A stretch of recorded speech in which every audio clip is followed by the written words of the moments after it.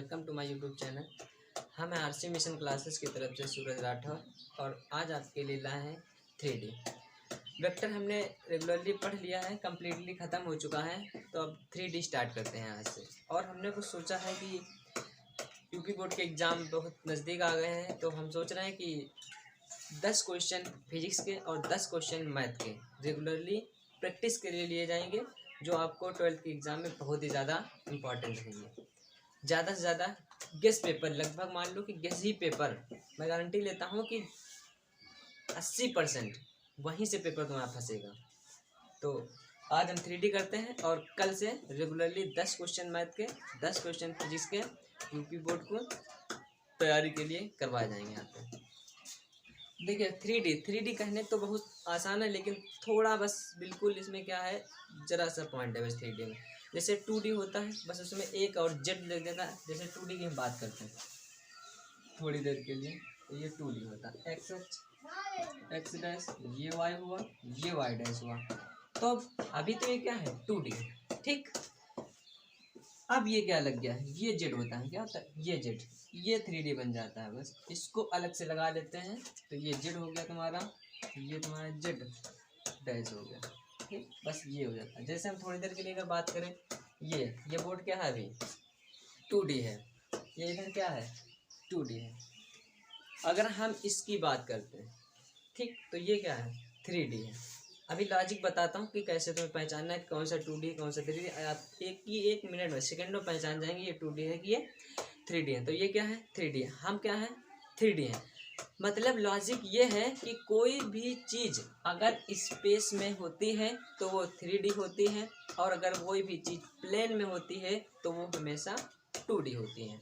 Like this, जैसे हमने इसकी बात करें, अभी ये क्या है, प्लेन में है, तो ये 2D है, ठीक। अगर हम थोड़ी देर के लिए अब बात करते हैं, ये घन बन गया, दिस लाइक दिस, क्या हो गया, अब ये 3D, समझ गए कि तो स्फेयर हो गया, क्यूब हो गया, ये सब क्या होते हैं, ये सब 3D होते हैं। गोला हो गया, मतलब हमारी स्फेयर गोला एक ही चीज़ होती है। ये सब क्या होता है, ये सब 3D होते हैं, क्योंकि ये हमेशा स्पेस में था। अगर हम ये रूम की बात करें, तो ये जो रूम है तुम्हारा, अगर स्पेस में बना है तो ये भी क्या होता है, 3D होता है, ठीक। तो सीधी सी बात लॉजिक ये है कि 2D से ही मिलकर बनता है 3D। बस उसमें एक जेड ये लग जाता है, ये जेड, बस यही क्या हो जाता है, तुम्हारा 3D बन जाता है। बस बाकी कुछ नहीं होता है। बाकी सब 2D के जितने कॉन्सेप्ट हैं उसी की बेस्ट पे हम तुमको आज 3D बताते हैं। कुछ पहले थोड़ी देर की लॉजिक बताते हैं, उसके बाद हम धीरे क्वेश्चन पेपर पे आते हैं तुम्हारे NCERT। जैसे हमने मान लिया थोड़ी देर की, अभी ये क्या था, 2D था, ठीक।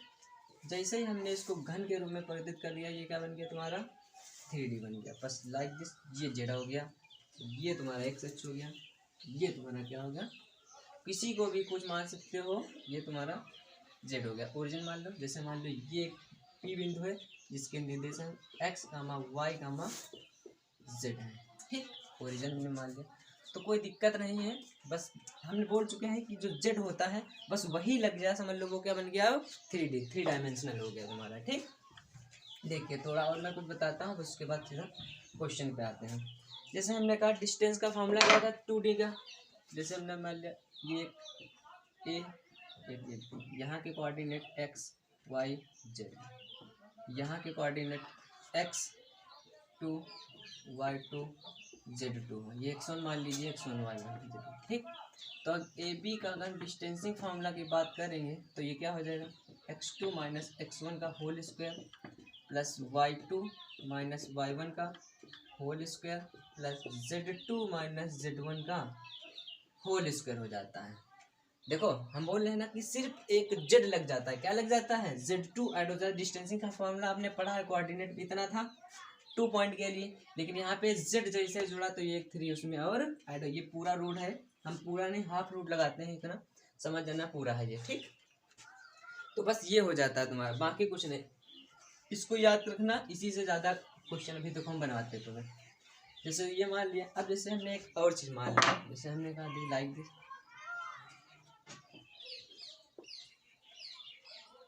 हो गया, ये एक रेखा हमने मान लिया पी क्यू, यहाँ का एक्स है वाई जेड, वही चीज़ हम बता रहे हैं Z1 x2 y2 z2। तो अगर हम पी क्यू की डिस्टेंसिंग की बात करेंगे तो क्या तुम्हारा बन जाएगा, देखिए तुमको बताएं ये प्रूफ कहाँ से होता है, चलो प्रूफ बताते हैं। ये वेक्टर का ये जो फॉर्म होता है, जैसे पोजीशन वेक्टर हम निकालते हैं, क्या निकालते हैं, O Q minus O P vector निकालते हैं पोजीशन वेक्टर। तो इसको जरा इससे घटाइएगा, पी क्यू हमें निकालना है, देखिए इसको इससे घटाते हैं ना पोजीशन वेक्टर में, मतलब स्थित सदिश में घटाते हैं कि नहीं। तो x2 माइनस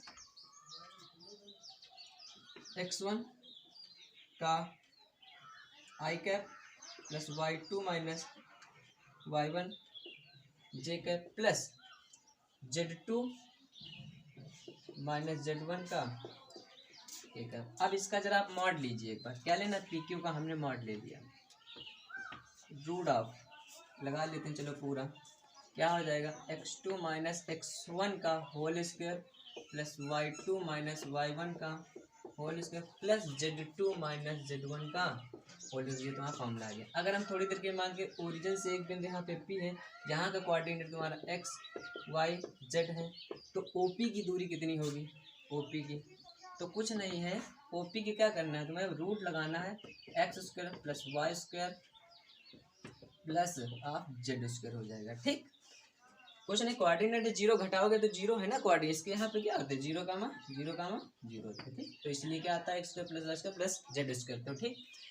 आई होप कि ये आपको समझ में आया होगा। अब हम आगे चलते हैं, थोड़ा सीधा आपको क्वेश्चन पे लाते हैं, ज़्यादा कुछ बातें नहीं करेंगे। देखिए तो समझ गए ना 3D क्या होता है, कोई भी चीज़ सिंपल भाषा में आप ये समझिए, अगर कोई भी चीज़ स्पेस में है, ऐसे स्पेस खुला स्पेस होना चाहिए आसपास, तो वो 3D होती है। अगर कोई भी चीज़ प्लेन में है तो वो क्या होती है, हमेशा 2D। जैसे ये क्या है, अगर इसको भी अगर हम प्लेस में लाएंगे तब भी जो समतल होता है, कि हम क्या समतल मतलब कि प्लेन, वो हमेशा 2D होता है, ठीक। तो क्वेश्चन नंबर की प्रैक्टिस करते हैं थोड़ी देर के लिए। एक्सरसाइज है तुम्हारी NCERT की 11.1 3D यानी 3 डायमेंशनल त्रिविमीय ज्यामिति कहते हैं इसे।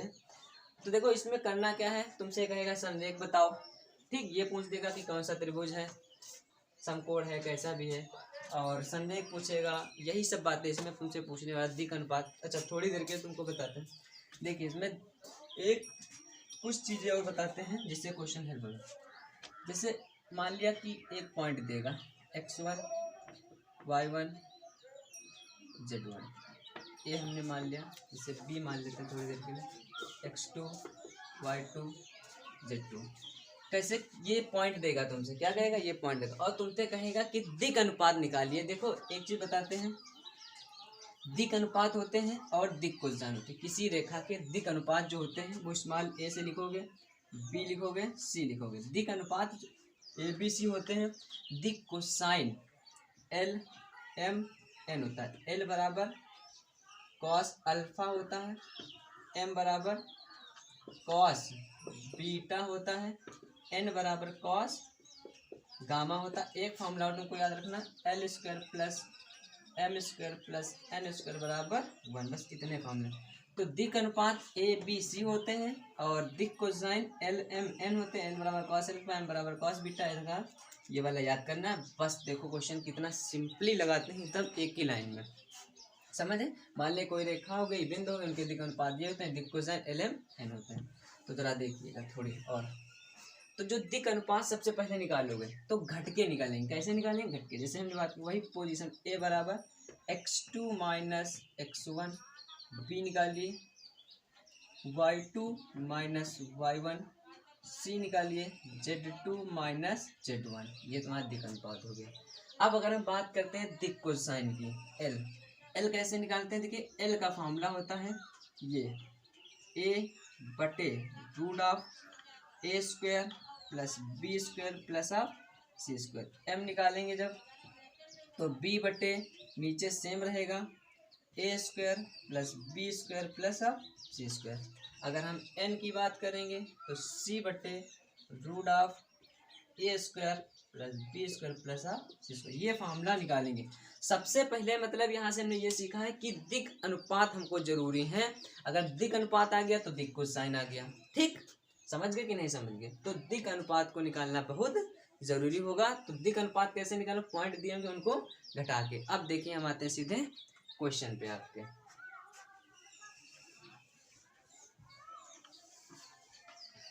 पहला क्वेश्चन है तुम्हारा 10 पॉइंट मतलब 11 पॉइंट करा। यदि एक रेखा है एक्स वाई जेड अक्षों के साथ क्रमशः एक्स अक्ष और वाई अक्ष के साथ क्रमशः 90, 135, 145 कोण बनाती है, तो इसकी दिक् कोसाइन निकालने हैं। तो हमने तुमको बता दिक् कोसाइन एल एम एन होती है। अब एल बराबर कॉस अल्फा, यानी अल्फा बराबर 90 है, बीटा बराबर 135 है, गामा बराबर 45 है। अब दिक् कोसाइन तुम जानते हो कि एल बराबर कॉस अल्फा, तो कॉस अल्फा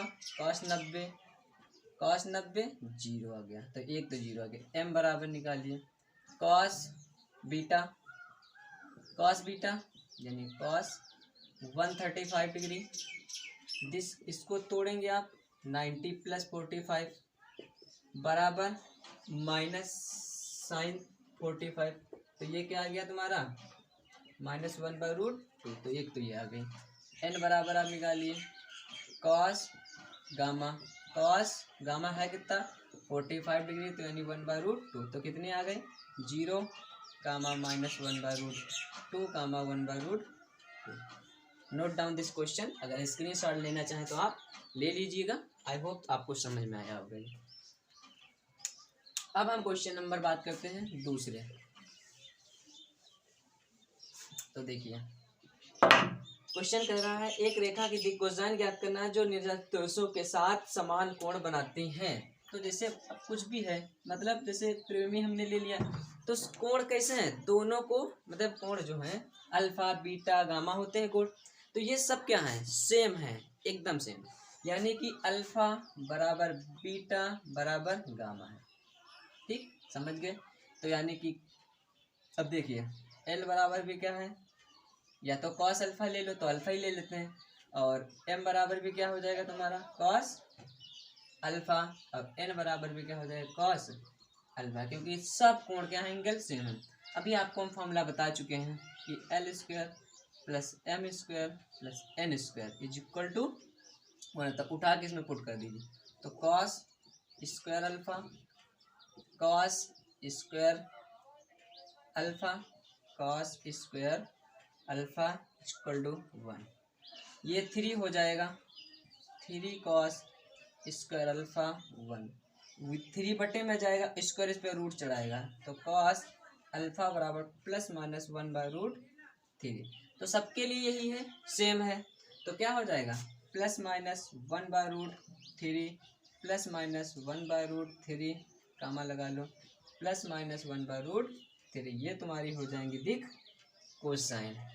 बिल्कुल सिंपली है एकदम, आप बिल्कुल थोड़ा सा माइंड लगाएं, सारे क्वेश्चन आपसे बनेंगे, मैं गारंटी लेता हूँ। ऐसा कोई क्वेश्चन नहीं जो आपसे बनेगा नहीं, बस आप रेगुलरली हमारे वीडियो को देखिए, मैं खुद कहता हूँ कि आपसे क्वेश्चन बनेंगे।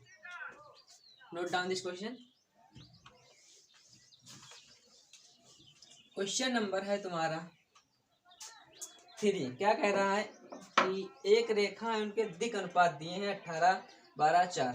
कितने दिए दिक् अनुपात, एक रेखा क्या है रेखा है, हाँ मान लिया कोई एक रेखा होगी जिसके दिक् अनुपात, तो ए बराबर -18, बी बराबर -12 नहीं 12 प्लस का, तो 12, और सी बराबर कितना दिया तुम्हारा -4। तो कह रहा है दिक् कोसाइन निकल, हमें बिल्कुल सिंपल ही हो गया। अब फार्मूला तुमको हम बता चुके हैं कि एल बराबर ए बटे, बार बार लिखवाना अच्छा नहीं होता, A square plus B square plus of C square, तो अब तो एम बराबर भी बी हो जाएगा ऊपर, और एन में सी हो जाएगा, तो लाइक एक ही बार में हम करते हैं। तो पहले इनका रूट निकाल लेते हैं, ज़रा निकालिए। 18 का वर्ग कितना होता है तुम्हारा 400, नहीं जब कर लीजिए 18 का जो होता है 4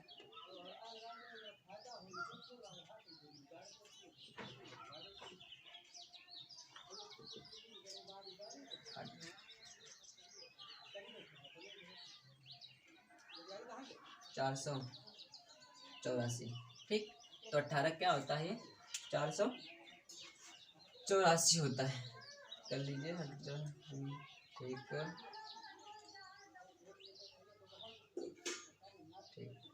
तो 800 कितना हो गया तुम्हारा ये 84। लिखिए यहाँ पे इसको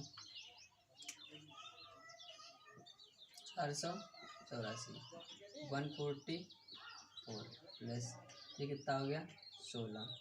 ऐड कर लीजिए इसको, कितना हो जाएगा, ऐसा करिए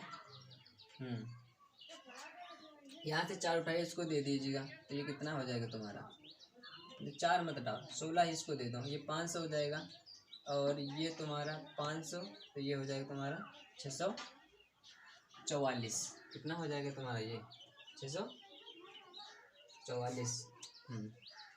ठीक सही है, कितना हो जाएगा ये 644। करिए ज़रा, देखिए रुको एक मिनट, 16 इसको दिया 500, हाँ और ये 144 तो ये कितना हो जाएगा 644। ठीक, तो इसका क्या ले लीजिए आप रूट। तो आप यहाँ पे रखिए, तो ए यानी कितना है ऊपर तुम्हारा -18, तो -18 बटे रूट 644। m बराबर हो जाएगा इसी प्रकार 12 बटे रूट 644। तो n बराबर हो जाएगा -4 बटे root of 644। Like this, note down this question. 12 4 ठीक है।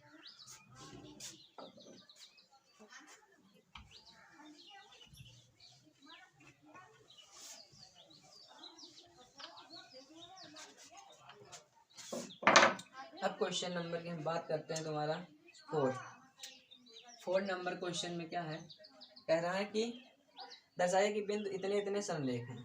तो एक हमने लाइन खींच ली, यहाँ पे एक बिंदु ए है, बी है, ये सी है। तो दिखाना का ए बी सी समलेख दिखाना है, कोई दिक्कत नहीं है ज़्यादा, बस ख़त्म करते हैं। 2 क्वेश्चन है, 2 3 4 कितना है 2 3 4। इसका क्या है 2 3 4 हो गया, -1 -2 और 1 है। फिर का है 5 8 7। तो देखिए मतलब समलेख करना है कि 2 भुजाओं का एडिशन लास्ट वाली भुजा के बराबर होना चाहिए। तो देखिए कैसे करते हैं, तुम्हें अभी बताते हैं। इसका मानिए डिस्टेंसिंग फार्मूला से ही करना है समलेख हमेशा।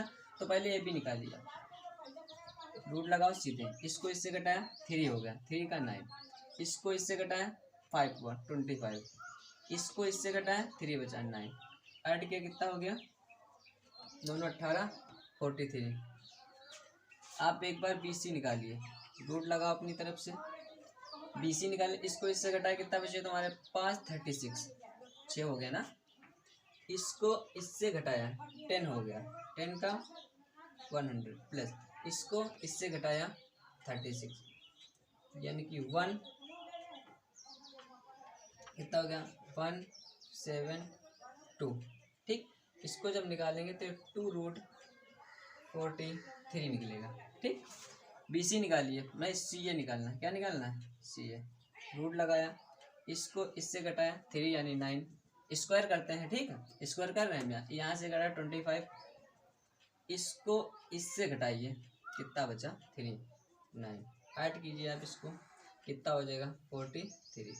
तो देखिए यानी कि प्रूफ हो गया ना, क्या प्रूफ हुआ तुम्हारा कि BC इज इक्वल टू क्या है AB plus CA।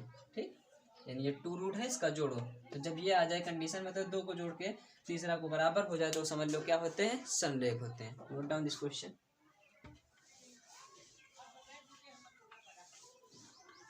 Last question number 5 है तुम्हारा, देखते हैं जल्दी से इसको करते हैं। क्वेश्चन है तुम्हारा कि एक त्रिभुज की भुजाओं की दिक् कोसाइन ज्ञात करना है और शीर्ष दिए त्रिभुज के। करना कुछ नहीं, बस सीधा स्ट्रेट लाइन एक बनाइए, इस पे रख दीजिए भी तो निकाल दीजिए कि बार में निकल लेंगे। तो यहाँ पे कितना है त्रिभुज के शीर्ष 3, 5, -4, 3, 5, -4। कोऑर्डिनेट हमेशा सही लिखना, नहीं तो क्या हो जाता है क्वेश्चन दोबारा हो जाता है गलत। -1 और 1 2 है, -1 फिर 1 फिर 2 है। C कितना है तुम्हारा 1 1 2। ठीक, -5 -5 -2। ठीक, अब देखो करना क्या है। तो देखो दिक कोसाइन निकालने के लिए तुमको सबसे पहले हमने बोला दिक अनुपात आना चाहिए, दिक अनुपात बचा गया, दिक कोसाइन आ गया। ठीक, तो दिक अनुपात निकालिए सबसे पहले, इसको इससे घटाइए, पहले ए बी के निकालेंगे, इसके ए बी के, तो दिक अनुपात निकालिए, इसको इससे घटाया कितना आया माइनस का 4, बी निकालिए, इसको इससे घटाया -4, सी निकालिए, इसको इससे घटाओ, क्या करो इसको इससे घटा कितना हो गया सी, माइनस का नहीं प्लस का 6। अब इसका रूट ले लीजिए, 16 फिर 16 36 ऐड कीजिए इनको, कितना हो जाएगा तुम्हारा 68, कितना हो जाएगा 68। चाहो तो तुम इसको लिख सकते हो 17 चक्कू 68 यानी कि 2√17 लाइक दिस। ठीक, तो अब ए बी के निकालना, तो ए बी निकाल लिया। अब हम फार्मूला तो बता चुके हैं कि ए अपान रूट के अंदर A square plus B square plus C square, तो ए कितना है -4/2√7। एम निकाल लीजिए माइनस का 4 आप डिवाइड काट लेना है इसको 2√7। एन निकालना है आपको, क्या हो जाएगा तुम्हारा 6/2√7, ये निकल आया। अब तुम्हारे हम बात करते हैं किसकी, इसको साफ करते हैं थोड़ी देर के लिए, BC की। तो BC का दिक अनुपात निकाल के हम सीधा रूट ले रहे हैं।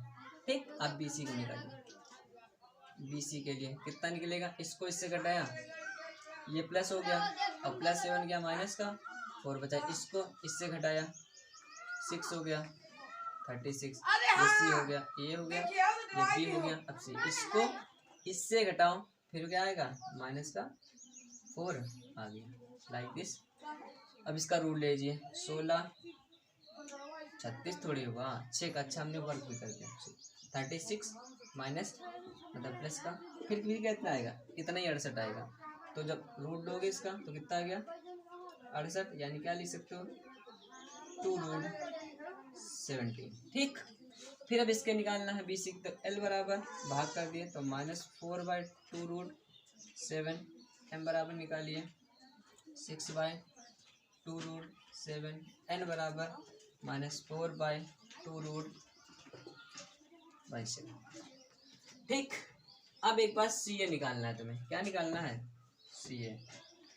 तो देखिए CA, फिर इसको इससे हमने बोला दिक अनुपात निकालने क्वेश्चन आ गया, इसको इससे घटाया तो -8 हुआ, 8 हुआ ठीक 64, एक ही बार में करते हैं। ठीक, 8 का स्क्वायर 164, इसको इससे घटाओ 10 हुआ, 10 का 1000 हुआ, इसको इससे घटाया तो ये प्लस हो गया यानी 2 बचा यानी 4 हुआ, टोटल ऐड किया 168 हो गया।